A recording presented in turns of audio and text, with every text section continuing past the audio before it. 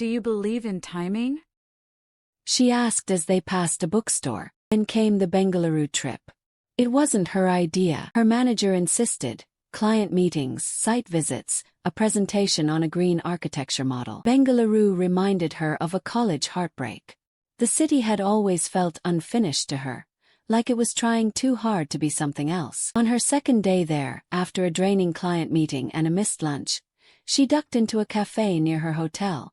It was small, wooden interiors, yellow lighting, and the smell of roasted beans that felt like an embrace. She ordered a black coffee and turned toward the only empty seat in the corner. And then she froze. There he was, Arjun.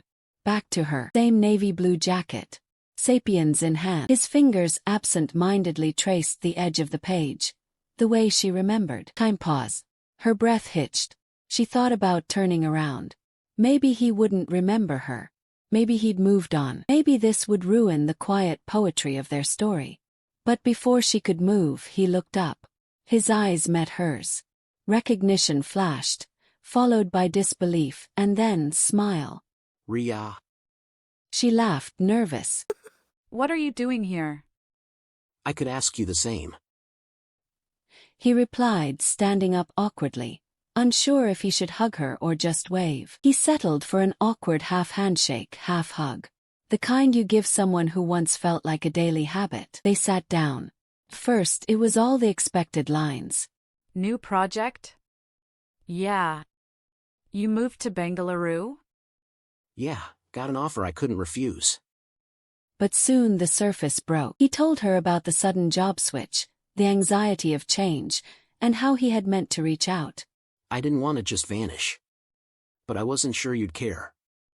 He admitted, looking down. I waited for you days. She said quietly.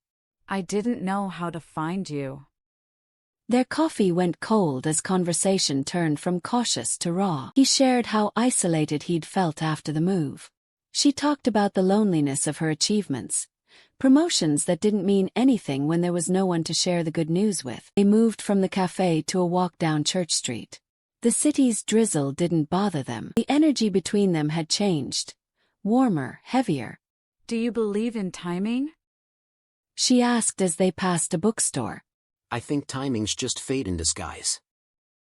He replied, his voice lower now, more certain. Before they parted, he asked for her number this time.